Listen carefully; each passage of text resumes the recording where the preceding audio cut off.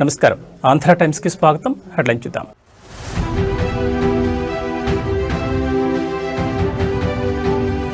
జనవరి 8న AP cabinet భేటీ, కీలక నిర్ణయాలు తీసుకునే ఛాన్స్.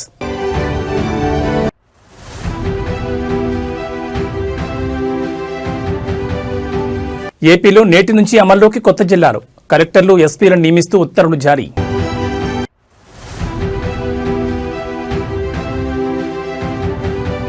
న్యూ ఇయర్ వేడుకలపై కఠిన ఆంక్షలు, తప్పు చేస్తే జైలే, సిపి సజ్జనార్ వార్నింగ్.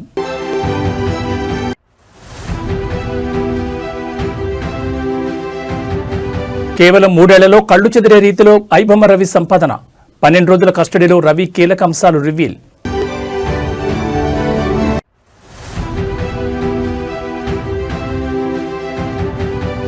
కిటకిటలాడుతున్న వనం, ముందస్తు మొక్కుల్లో మేడారం భక్తులు. ఇక డీటెయిల్స్ చూస్తే కొత్త సంవత్సరంలో ఏపీ మంత్రి మండలి సమావేశం తేదీ ఖరారైంది. జనవరి 8న ఏపీ కేబినెట్ భేటీ జరగనుంది. ముఖ్యమంత్రి చంద్రబాబు అధ్యక్షతన ఉదయం 10:30 గంటలకు సమావేశం జరగనుంది. ఈ సమావేశంలో చర్చించాల్సిన అంశాలకు సంబంధించి ఆయా శాఖలు తమ ప్రతిపాదనలను జనవరి 6వ తేదీ సాయంత్రం 4 గంటలలోపు సమర్పించాలని మెమో జారీ చేశారు. నిర్ణీత గడువులోగా ప్రతిపాదనలు అందజేయాలని అధికారులకు సూచించారు. కేబినెట్ సమావేశంలో కీలక నిర్ణయాలు తీసుకునే అవకాశం ఉండడంతో శాఖల నుంచి వచ్చే ప్రతిపాదనలపై ప్రభుత్వం దృష్టి సారించినట్టు తెలుస్తోంది.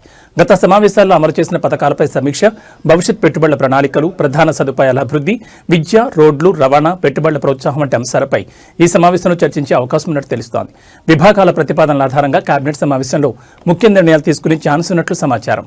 కొత్త ప్రాజెక్టుల అనుమతులు, కీలక పదవుల నియామకాలు తదితర అంశాలపై సమావేశంలో చర్చించి నిర్ణయం తీసుకునే అవకాశం ఉన్నట్టు తెలుస్తోంది.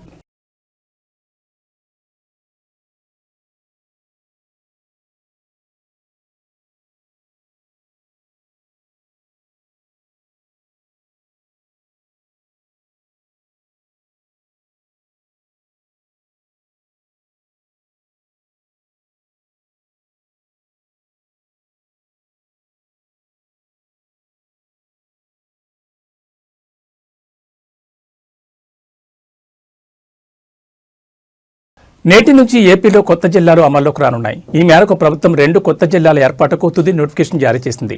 రంపచోడవరం కేంద్రంగా పోలవరం జిల్లా, మార్కాపురం కేంద్రంగా మార్కాపురం జిల్లా ఏర్పాటు చేస్తూ అధికారిక ఆదేశాలు వెలువరించింది. దీంతో ఇప్పటి వరకు 26గా ఉన్న జిల్లాల సంఖ్య 28కి పెరిగింది. ప్రజలకు వేగంగా పాలన అందించడం, మెరుగైన పరిపాలన సాధించడమే లక్ష్యంగా రాష్ట్రంలో కొత్త జిల్లాలతో పాటు కొత్తగా 5 రెవెన్యూ డివిజన్లు కూడా ప్రభుత్వం ఏర్పాటు చేసింది. అంతేకాదు పలు మండలాల సరిహద్దుల్లో మార్పులు చేసింది. ఇక నూతనంగా ఏర్పాటు చేసిన పోలవరం, మార్కాపురం జిల్లాలకు ఉన్నతాధికారాన్ని నియమిస్తూ ప్రభుత్వ ప్రధాన కార్యదర్శి కె విజయానంద్ ఉత్తర్వులు జారీ చేశారు. మార్కాపురం జిల్లా ఇన్ఛార్జ్ కలెక్టర్గా పి రాజాబాబు, ఇన్ఛార్జ్ ఎస్పీగా వి హర్షవర్ధన్ రాజు, ఇన్ఛార్జ్ జేసీగా రోణంకి గోపాలకృష్ణ నియమించగా, పోలవరం జిల్లాకు ఇన్ఛార్జ్ కలెక్టర్గా ఏఎస్ దినేష్ కుమార్, ఇన్ఛార్జ్ ఎస్పీగా అమిత్ బర్దర్, ఇన్ఛార్జ్ జేసీగా తిరుమాని శ్రీపూజన్ నియమించారు.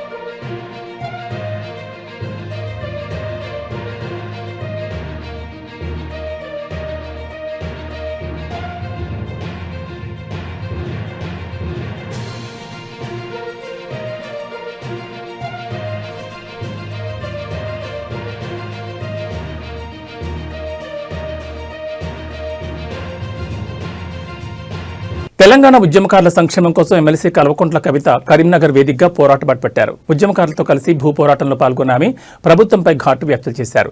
తెలంగాణ సాధన కోసం ప్రాణాలకు తెగించి కొట్లాడిన ఉద్యమకారులకు ప్రభుత్వం ఇస్తామన్న 250 గజాల నివాస స్థలాన్ని వెంటనే కేటాయించాలని డిమాండ్ చేశారు. ఈ సందర్భంగా కవిత మాట్లాడుతూ మనం కొట్లాడితేనే తెలంగాణ వచ్చింది, ఇప్పుడు మన హక్కుల కోసం కూడా కొట్లాడాల్సింది, ఎక్కడికక్కడ భూములను ఆక్రమించుకోవాలని ఉద్యమకారులు పిలుపునిచ్చారు. మళ్లీ కమిటీల పేరుతో కాంగ్రెస్ ప్రభుత్వం కాలయాపన చేస్తే ఊరుకునేది లేదని హెచ్చరించారు. ఎన్నికల సమయంలో ఇచ్చిన హామీలను నెరవేర్చే వరకు తాము విశ్రమించబోమని, ఉద్యమకారుల పక్షాన్ని నిలబడి పోరాటం కొనసాగిస్తామని ఆమె స్పష్టం చేశారు. తెలంగాణ అందరికీ నమస్కారం. ఇవాళ తెలంగాణ వ్యాప్తంగా మంచిగా లేదా? ఓకే.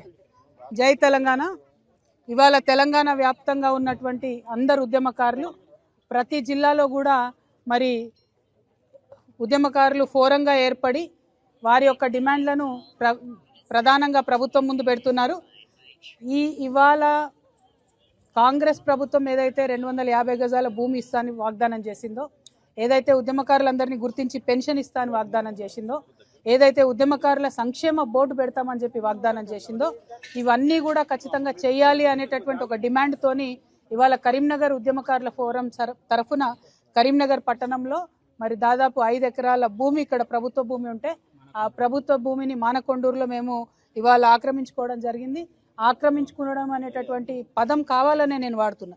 ఎందుకంటే ఈ భూమి తెచ్చిందే, ఈ భూమి కొట్లాడి తీసుకొచ్చిందే, తెలంగాణ కొట్లాడి తీసుకొచ్చిందే ఉద్యమకారులు.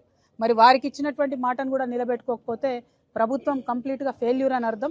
మీరు ఫెయిల్ అయింది కాబట్టి, మీరు భూములు ఇస్తలేరు కాబట్టి మేము ప్రజల పక్షాన్ని నిలబడి మీ భూములను వారికి ఇవ్వబోతా ఉన్నాం.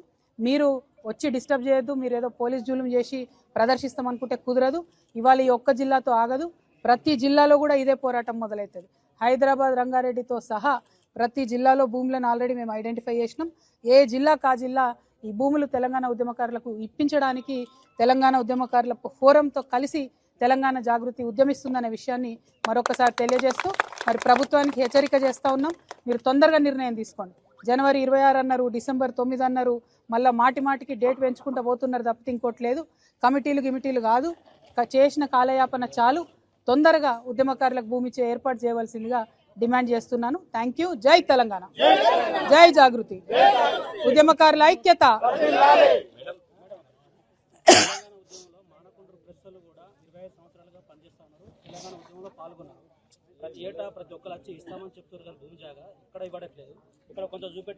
న్యూ ఇయర్ సందర్భంగా మద్యం తాగి వాహనాల్లో రోడ్లపై వస్తే ఎట్టి పరిస్థితుల్లోనూ ఉపేక్షించేది లేదని నగర సిపి వీసీ సజ్జనార్ హెచ్చరించారు. నగరంలో 120 ప్రాంతాల్లో ఈ రోజు రాత్రి ప్రత్యేక డ్రంక్ అండ్ డ్రైవ్ తనిఖీలు ఉంటాయన్నారు. జనవరి మొదటి వారమంతా ఈ స్పెషల్ డ్రైవ్ కొనసాగుతుందన్నారు. మద్యం సేవించి పట్టుబడితే భారీ జరిమానా, వాహనాల సీజుతో పాటు జైలు శిక్ష, డ్రైవింగ్ లైసెన్స్ రద్దు చేస్తామని వార్నింగ్ ఇచ్చారు. ర్యాష్ డ్రైవింగ్, ట్రిపుల్ రైడింగ్, బహిరంగ ప్రదేశాల్లో న్యూసెన్స్ చేసే వారిపై కఠిన చర్య ఉంటాయన్నారు. మద్యం సేవించిన వారు డ్రైవింగ్ చేయకుండా క్యాబ్ లేదా డ్రైవర్లను ఆశ్రయించాలని సూచించారు. కొత్త సంవత్సర వేడుకలను మీ కుటుంబ సభ్యులు, బంధుమిత్రులతో క్షేమంగా జరుపుకోవాలని కోరుకుంటున్నామని తెలిపారు. న్యూ ఇయర్ సందర్భంగా క్యాబ్ లేదా ఆటో డ్రైవర్లు రైడ్ రావడానికి నిరాకరించిన, బుకింగ్ ధర కంటే ఎక్కువ డబ్బులు డిమాండ్ చేసినా ఉపేక్షించేది లేదన్నారు. నిబంధనలు అతిక్రమించే వారిపై మోటార్ వెహికల్ చట్టం సెక్షన్ 178(3)(b) ప్రకారం కఠిన చర్యలు తీసుకుంటామన్నారు. ఇదిలా ఉంటే కొత్త సంవత్సర వేడుకలను దృష్టిలో పెట్టుకుని హైదరాబాద్ మెట్రో రైల్ లిమిటెడ్ ఇవాళ రాత్రి మెట్రో రైల్ వేళ్లను పొడిగించింది. బుధవారం అర్ధరాత్రి 1 గంట వరకు మెట్రో రైళ్లు అందుబాటులో ఉండనున్నాయి. ప్రారంభ స్టేషన్ నుంచి రాత్రి 1 గంటకు చివరి మెట్రో రైలు బయలుదేరనుంది. హైదరాబాద్ సిటీ పోలీసు ఈ డ్రంక్ అండ్ డ్రైవింగ్ పైన చాలా ఉక్కుపాదం మోపుతుంది. ఒక న్యూ ఇయర్ దృష్టిలో పెట్టుకొని మనము ఎక్కువ టీమ్స్ పెట్టడం జరిగింది. ఆల్మోస్ట్ 126 టీమ్స్ పనిచేయడం జరుగుతుంది. ప్రతిరోజు కూడా ఆల్మోస్ట్ నెక్స్ట్ 2026 ఫస్ట్ వీక్ దాకా కూడా మనం ఈ యొక్క టీమ్స్ని పనిచేయడం జరుగుతుంది. సో ముఖ్యంగా ప్రజలందరూ కూడా కోరుతున్నాను, మీరందరూ కూడా అన్ని విషయాల్లో సహకరిస్తున్నారు. ఈ విషయంలో కూడా మీరందరూ కూడా సహకరించాలి. ఎవరు కూడా డ్రింక్ అండ్ డ్రైవ్ చేయవద్దు. మీరందరూ కూడా తాగి బండి నడిపితే చాలా అంటే చాలా స్ట్రింజెంట్ యాక్షన్ తీసుకోవడం జరుగుతుంది. సంవత్సరాన్ని మీ యొక్క ఫ్యామిలీస్, ఫ్రెండ్స్ మధ్యలో మీరు చేసుకోవాలి, కానీ 4 గోడల మధ్యలో చేసుకోవద్దని చెప్పి మరి కోరుతున్నాను. మెమొరబుల్ మిజరబుల్ గా చేసుకోవద్దని చెప్పి నేను మరి కోరుతున్నాను. అట్లానే ఈ యొక్క డేంజరస్ డ్రైవింగ్ పైన కూడా హైదరాబాద్ సిటీ ట్రాఫిక్ పోలీస్ చాలా గట్టిగా మనము ఎఫర్ట్స్ పెట్టడం జరుగుతుంది. ముఖ్యంగా హెల్మెట్ లెస్ డ్రైవింగ్ కావచ్చు, మైనర్ డ్రైవింగ్ కావచ్చు, రాంగ్ డ్రైవింగ్ కావచ్చు, దానిపైన కూడా చాలా అంటే చాలా ఫోకస్గా మనం పనిచేయడం జరుగుతుంది. మనం కూడా ఈ ట్రిపుల్ రైడింగ్ కావచ్చు, మన మొబైల్ ఫోన్ యూసేజ్ కావచ్చు, రాంగ్ సైడ్ డ్రైవింగ్ పైన చాలా మనము గట్టిగా ఎఫర్ట్స్ పెట్టడం జరుగుతుంది. ఈ మైనర్ డ్రైవింగ్లో ఎవరు పట్టుబడితే వాళ్ళ పేరెంట్స్ పైన కూడా కేసు కట్టడం జరుగుతుంది. మీరేదో వాళ్ళు అడుగుతున్నారు, మాకు ఇబ్బంది పెడుతున్నారంటే వాళ్ళకి ఏదో జాయ్ఫుల్ రైడ్ కోసం మీరు కీ ఇస్తే మీరు కూడా లోపల వెళ్ళాల్సి వస్తుంది, మీ పైన కూడా కేసు వస్తుంది. సో ఎవరు కూడా పేరెంట్స్ ముఖ్యంగా పిల్లలకి చేతికి కీ ఇవ్వద్దు. డ్రైవింగ్ లైసెన్స్ వచ్చిన తర్వాతనే మీరు వెహికల్ ఇవ్వాలని చెప్పి కోరుతున్నాను. ఛత్రపతి శివాజీ మహారాజ్ విగ్రహాన్ని దుండగలు తగులబెట్టడం సంచలనం సృష్టిస్తోంది. ఈ షాకింగ్ ఘటన వరంగల్ జిల్లా రాయపర్తి మండలం బందనపల్లి గ్రామంలో మంగళవారం అర్ధరాత్రి చోటు చేసుకుంది. ఇటీవల స్థానిక సంస్థల ఎన్నికలకు ముందు మాజీ మంత్రి ఎర్రబెల్లి దయాకర్రావు ఈ విగ్రహాన్ని గ్రామంలో ఏర్పాటు చేశారు. అయితే రాజకీయ కక్షల కారణంగానే కొందరు దుండగులు కావాలని విగ్రహానికి నిప్పిపెట్టారని గ్రామస్తులు ఆరోపిస్తున్నారు. ఈ ఘటనతో బందనపల్లిలో ఒక్కసారిగా ఉద్రిక్త వాతావరణం నెలకొంది. తమ ఆత్మగౌరవానికి ప్రతీకైన మహనీయుడి విగ్రహాన్ని అవమానించడంపై హిందుత్వ సంఘాలు, స్థానికులు తీవ్ర ఆగ్రహం వ్యక్తం చేస్తూ నిందితులను వెంటనే అరెస్ట్ చేయాలని ఆందోళన చేపట్టారు. కాగా ఈ ఘటనపై స్పందించిన బీజేపీ తెలంగాణ విభాగం నిప్పులు జరిగింది. ధర్మ పరిరక్షణ కోసం పోరాడిన శివాజీ మహారాజ్ విగ్రహాన్ని తగలబెట్టడం అత్యంత హేయమైన చర్యని, రాష్ట్రంలో శాంతి భద్రతలు పూర్తిగా అటకెక్కాయని సోషల్ మీడియా వేదికగా విమర్శించింది. అధికార కాంగ్రెస్ ప్రభుత్వం ఈ దేశద్రోహ పూరిత చర్యలకు పాల్పడిన వారిపై ఉక్కుపాతం మోపాలని, లేని పక్షంలో రాష్ట్ర వ్యాప్త ఆందోళన చేపడతామని హెచ్చరించింది. రాజకీయ విభేదాల కోసం మహనీయుల విగ్రహాలను లక్ష్యంగా చేసుకోవడం సమాజంలో చిచ్చు పెట్టడమేనని బీజేపీ నేతలు పేర్కొన్నారు. ప్రభుత్వం తక్షణమే స్పందించి నిందితులను గుర్తించి కఠినంగా శిక్షించడంతో పాటు ఆ ప్రాంతాల్లో భారీ భద్రతను ఏర్పాటు చేయాలని డిమాండ్ చేసింది బీజేపీ.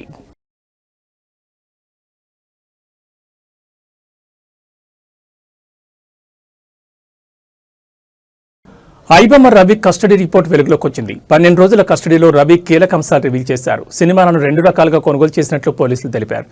క్యామ్ కార్డర్ ప్రింట్కు ఒక ధర, హెచ్డి ప్రింట్కు మరో ధర చెల్లించినట్టు వెల్లడించారు. ఒక్కో క్యామ్ కార్డర్ ప్రింట్ సినిమాకు $100, హెచ్డి ప్రింట్ సినిమాకు $200 చెల్లించినట్టు తెలిపారు. మొత్తం రవి బ్యాంక్ ఖాతాలకు 13.40 కోట్లు వచ్చినట్లు గుర్తించారు. ఇందులో బెట్టింగ్ యాప్స్ ప్రమోషన్ ద్వారా 1.58 కోట్లు వచ్చినట్లు పేర్కొన్నారు.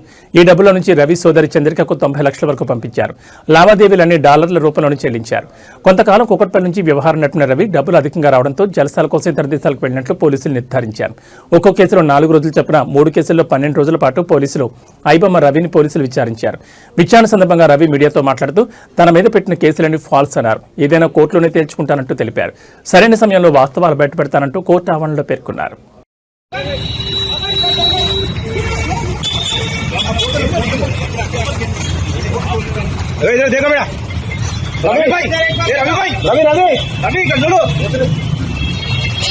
నకిలీ మద్యం కేసులో నిందితులకు కోర్టులో బోరట్ లభించలేదు. నేటితో రిమాండ్ గడువు ముగియడంతో అధికారులు వారిని విజయవాడ ఎక్సైజ్ కోర్టులో హాజరుపరిచారు. తదుపరి విచారణ నిమిత్తం వారి రిమాండ్ పొడిగించాలని అధికారులు న్యాయస్థానాన్ని కోరారు. ఈ మేరకు పిటిషన్ దాఖలు చేశారు. పిటిషన్ విచారించిన కోర్టు అధికారుల వినతిపై సానుకూలత వ్యక్తం చేసింది. రిమాండ్ గడువును పొడిగించేందుకు అంగీకరించింది. జనవరి 12 వరకు నిందితుల రిమాండ్కు అనుమతిచ్చింది. దీంతో జోగి రమేష్ సోదరులతో పాటు కేసులోని ఇతర నిందితుల రిమాండ్ గడువు ముందుకు పొడిగించడం జరిగింది. విచారణ అనంతరం భద్రతా కారణాల దృష్ట్యా నిందితులను తిరిగి విజయవాడ జిల్లా జైలుకు అధికారులు తరలించారు. ఈ సంచలన కేసులో అద్దెపల్లి జనార్దన్ రావు A1 ఇచ్చిన వాంగ్మూలం ఆధారంగా మాజీ మంత్రి జోగి రమేష్ను పోలీసులు 32వ నిందితుడిగా చేర్చారు. గత ప్రభుత్వ హయాంలో జోగి రమేష్ ప్రోద్బలంతోనే ఇబ్రహీంపట్నం, తంబళ్లపల్లి ప్రాంతాల్లో నకిలీ మద్యం తయారీ కేంద్రాలను నిర్వహించినట్లు అభియోగాలున్నాయి. అంతేకాకుండా కూటమి ప్రభుత్వానికి చెడ్డ పేరు తీసుకురావడానికి ఈ నకిలీ మద్యం మాఫియా ప్లాన్ చేసిందని, ఇందుకు జోగి రమేష్ భారీగా ఆర్థిక సహాయం చేస్తారని హామీ ఇచ్చారని దర్యాప్తు సంస్థ ఆరోపిస్తోంది. ఇప్పటికే ఈ కేసులో పలువురు నిందితుల బెయిల్ పిటిషన్ను కోర్టు తిరస్కరించగా లోతైన విచారణ కోసం పోలీసులు వీరిని కస్టడీలోకి తీసుకుని విచారించే ప్రక్రియను కూడా కొనసాగిస్తున్నారు.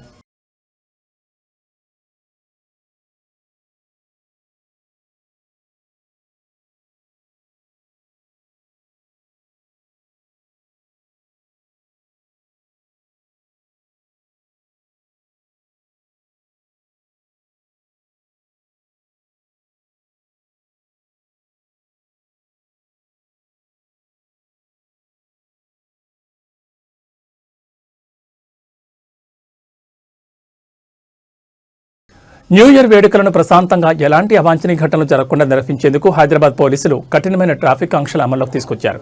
డిసెంబర్ 31 రాత్రి 11 గంటల నుంచి జనవరి 1 తెల్లవారుజాము 2 గంటల వరకు ఈ ఆంక్షలు కొనసాగనున్నాయని in charge traffic joint commissioner Venkateswarlu వెల్లడించారు. నగరంలో భారీగా జనం కదలికలుండే ప్రాంతాల్లో ప్రత్యేక నిఘా ఏర్పాటు చేసినట్టు తెలిపారు. బేగంపేట, టోలీచౌక్ ఫ్లైఓవర్లకు మినహాయింపునిస్తూ మిగిలిన ఫ్లైఓవర్లన్నింటినీ పరిస్థితిని బట్టి రాత్రి 10 గంటల నుంచి జనవరి 1 ఉదయం వరకు మూసివేయనున్నట్లు పోలీసులు స్పష్టం చేశారు. నగరంలోకి వచ్చే అన్ని ప్రైవేట్ వాహనాలను ఔటర్ రింగ్ రోడ్ మీదుగా మళ్లించాలని సూచించారు. ముఖ్యంగా tank bund, necklace road, NTR Marg వంటి రద్దీ ప్రాంతాల్లో రాత్రి 11 నుంచి 2 గంటల వరకు వాహనాల రాకపోకలను పూర్తిగా నిషేధించారు. భద్రతను మరింత కట్టుదిట్టం చేసేందుకు నగర వ్యాప్తంగా 217 ప్రాంతాల్లో చెక్ పోస్టులు ఏర్పాటు చేసి తనిఖీలు నిర్వహించనున్నట్టు తెలిపారు. షాపింగ్ మాల్స్, పబ్బులు, పార్టీ హబ్బులుగా మారే ప్రాంతాలపై పోలీసులు ప్రత్యేక దృష్టి సారించారు. పీవీ ఎక్స్ప్రెస్ హైవేపైకి వెళ్లాలంటే తప్పనిసరిగా ఫ్లైట్ టికెట్ చూపించాల్సిందేనని స్పష్టం చేశారు. మద్యం సేవించి వాహనాలు నడిపితే కఠిన చర్యలు తప్పవని పోలీసులు హెచ్చరించారు. డ్రంక్ అండ్ డ్రైవ్ తనిఖీలు రాత్రి 8 గంటల నుంచే ప్రారంభమవుతాయని, ర్యాష్ డ్రైవింగ్, ట్రాఫిక్ నిబంధనల ఉల్లంఘనపై జీరో టాలరెన్స్ విధానం అమలు చేస్తామని స్పష్టం చేశారు. నూతన సంవత్సర వేడుకలను అందరూ సురక్షితంగా, ఆనందంగా జరుపుకోవాలని, పోలీసులకు సహకరించాలని హైదరాబాద్ ట్రాఫిక్ పోలీసులు ప్రజలను కోరారు.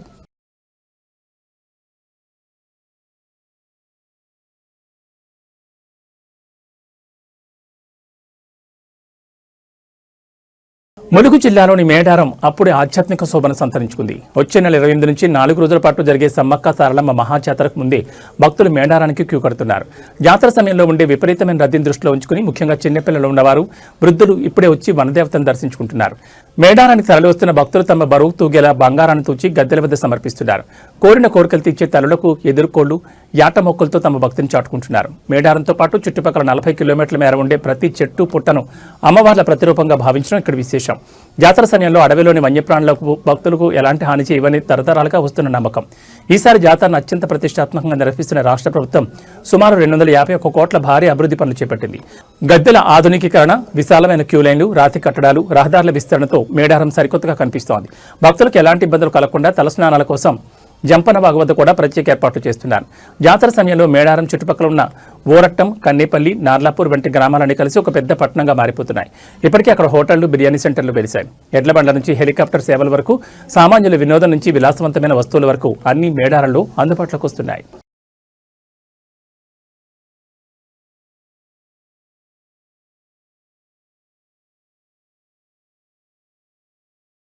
అన్నమయ్య జిల్లా కేంద్రంగా రాయచోటిని కొనసాగించాలనే డిమాండ్తో రాయచోటి ప్రజలు రోడ్డెక్కారు. వైసీపీ మాజీ ఎమ్మెల్యే గడికోట శ్రీకాంత్ రెడ్డి ఆధ్వర్యంలో నిర్వహించిన ఆత్మకోశ ర్యాలీకి జనం భారీగా తరలివచ్చారు.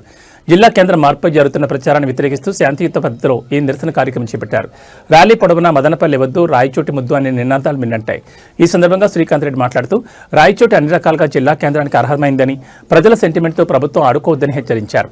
వేలాది మంది ప్రజలు, యువకులు, మహిళలు ఈ ర్యాలీలో పాల్గొని జిల్లా కేంద్రం విషయంలో తమ నిబద్ధతను చాటారు.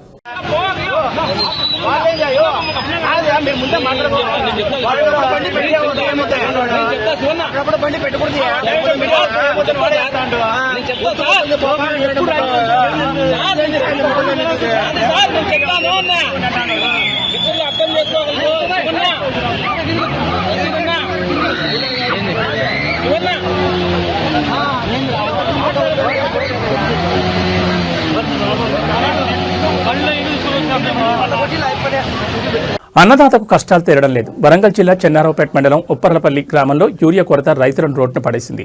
ఎరువుల కోసం రైతు వేదిక వద్ద రైతులు తెల్లవారుజాము నుంచి, మరికొందరు రాత్రంతా చలిలోనే జాగరణ చేస్తూ క్యూలైన్లో వేచి చూస్తున్నారు. ప్రస్తుతం గడ్డకట్టే చలి ఉన్నప్పటికీ పంటను కాపాడుకోవాలనే ఆరాటంతో వృద్ధులు, మహిళా రైతులు సైతం చెప్పులను క్యూలైన్లో ఉంచి వేచి ఉండడం అక్కడి పరిస్థితికి అద్దం పడుతోంది. మహిళా రైతులు చలిలో తీవ్ర ఇబ్బందులు పడుతున్నారు. ప్రభుత్వం ఎరువుల సరఫరా పెంచాలని, ఇలాంటి ఇబ్బందులు కలగకుండా చర్యలు తీసుకోవాలని రైతులు కన్నీటి పర్యంతమవుతున్నారు.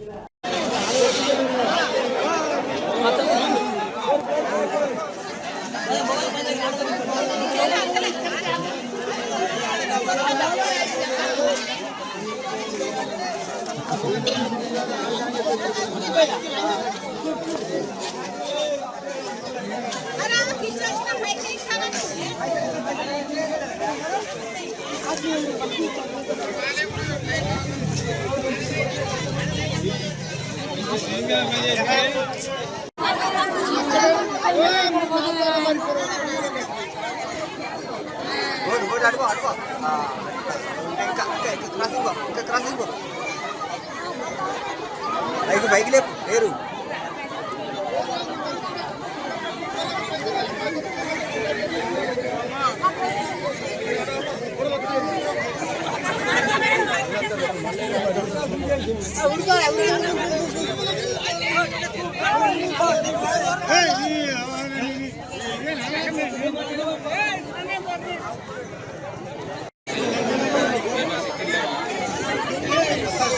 ప్రపంచ యాత్రికుడు యూట్యూబర్ అన్వేష్ కు షాకుల మీద షాకులు తగులుతున్నాయి. ఇప్పటికే సీతపై అనుచిత వ్యాఖ్యలు చేశాడంటూ అన్వేష్ పై కేసు నమోదవగా తాజాగా మరో కేసు నమోదైంది. ఖమ్మం అర్బన్ పోలీస్ స్టేషన్లో సీతాదేవి ద్రౌపదిపై అనుచిత వ్యాఖ్యలు చేశాడంటూ దానవాయిగూడెం గ్రామానికి చెందిన సత్యనారాయణ ఫిర్యాదు చేశారు. ఇదిలా ఉంటే అన్వేష్ ఇటీవల నటుడు శివాజీపై అనుచిత వ్యాఖ్యలు చేసిన సంగతి తెలిసిందే.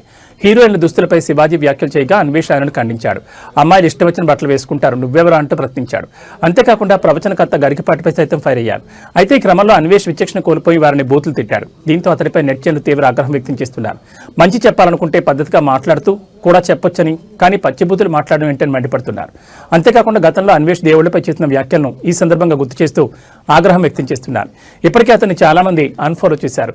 అయినప్పటికీ మరోసారి శాపనార్థాలు పెడుతూ మరో వీడియోను విడుదల చేశాడు. ఈ క్రమంలో అన్వేష్ పై అంతటా అసంతృప్తి వ్యక్తమవుతోంది.